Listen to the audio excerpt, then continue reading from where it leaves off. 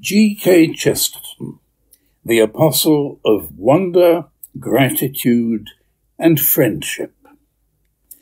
Gilbert Keith Chesterton was one of the most distinctive authors of the 20th century.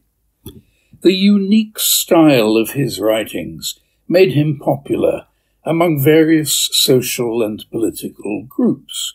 They were all attracted by Chesterton's ideas and friendly personality that prevented him from having enemies.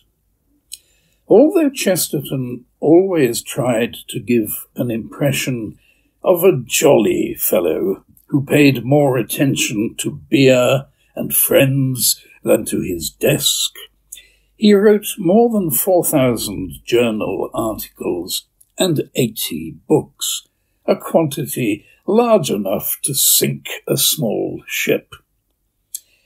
It didn't seem at first that Chesterton would follow such a path. Chesterton was born in London in 1874.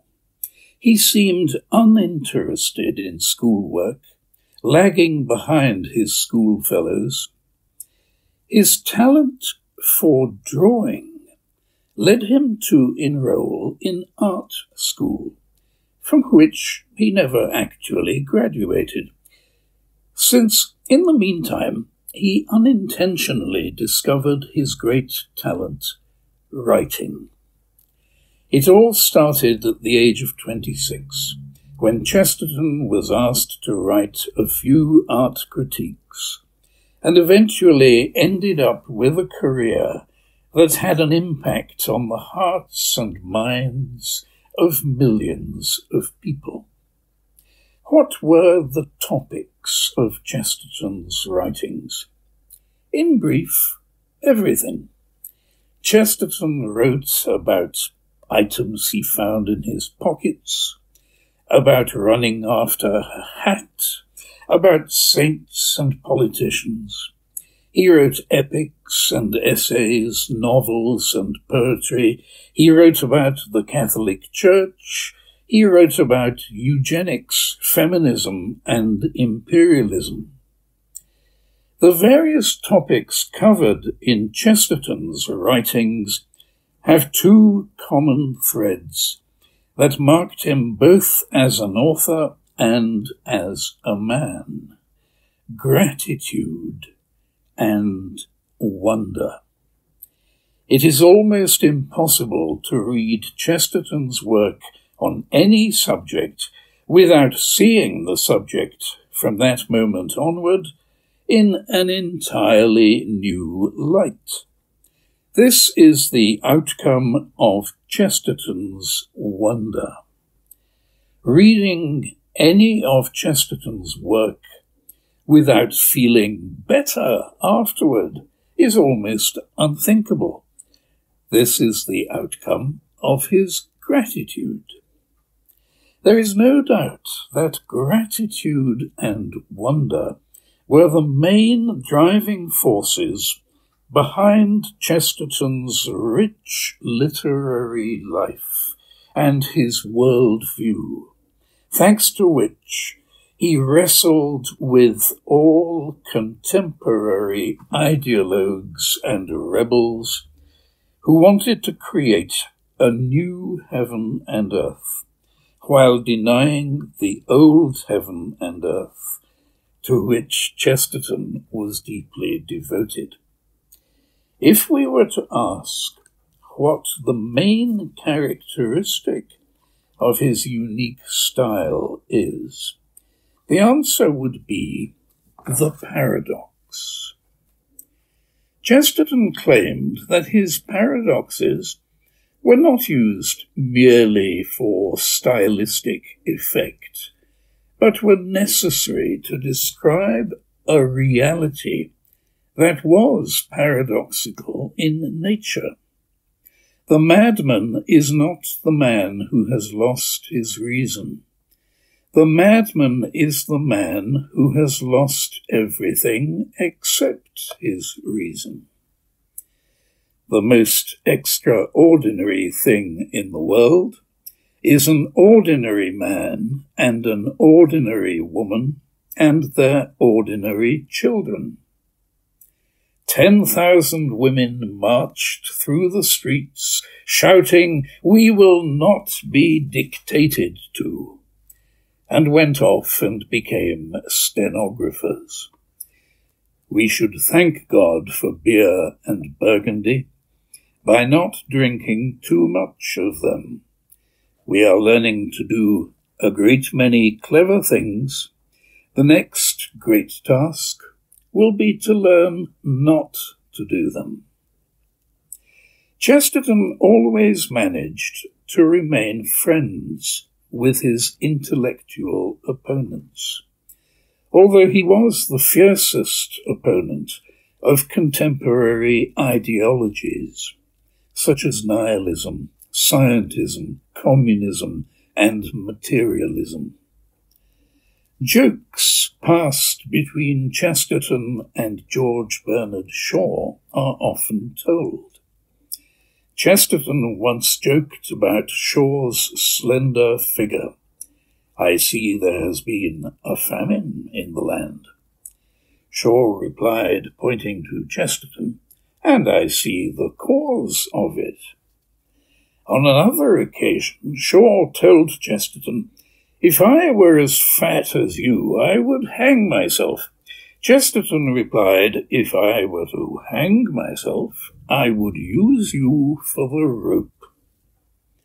Maybe the most beautiful mention of Chesterton's friendship was written by H.G. Wells, who once said that if his atheism proved false and Chesterton's faith accurate, he hoped nevertheless to reach heaven as Chesterton's friend.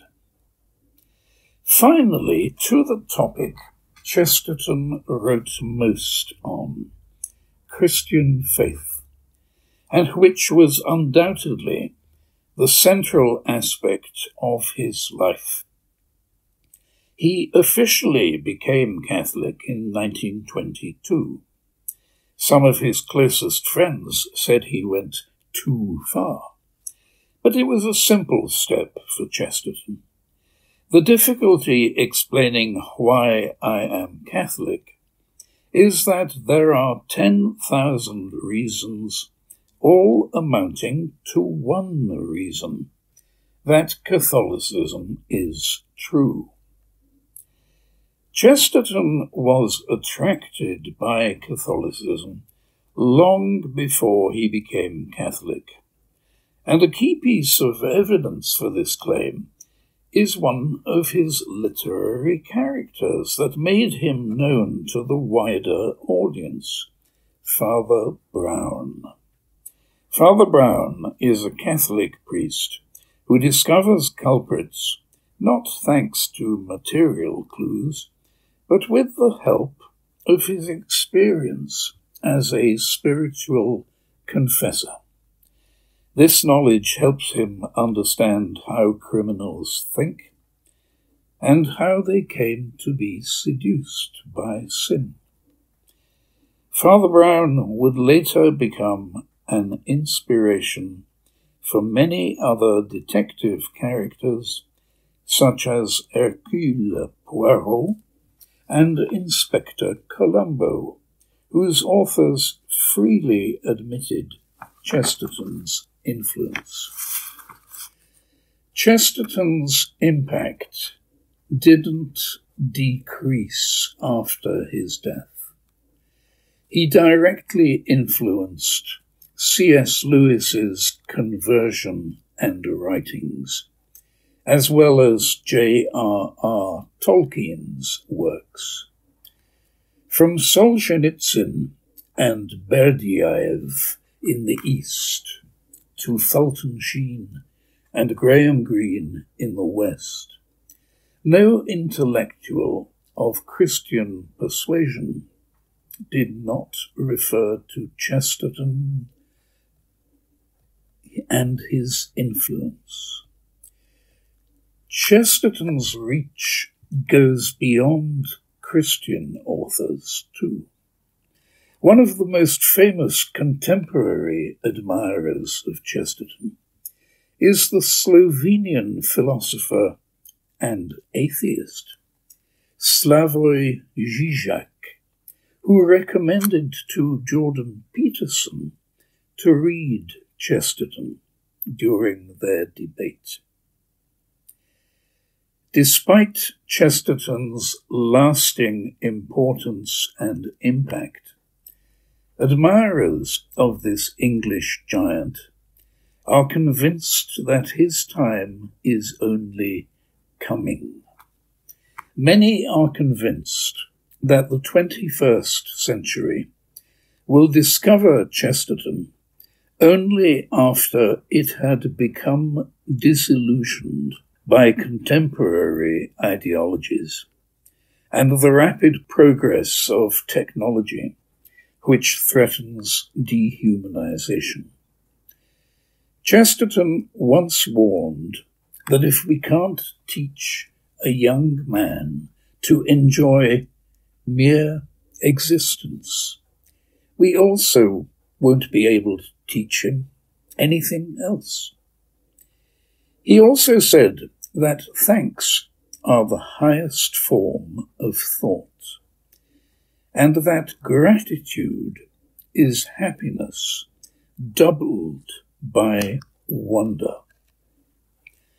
Chesterton's name will be written among the fiercest fighters on the side of the faith that claim that the world is good, existence is exciting, and we can find, even by looking in our own pockets, plenty of reasons for wonder and gratitude.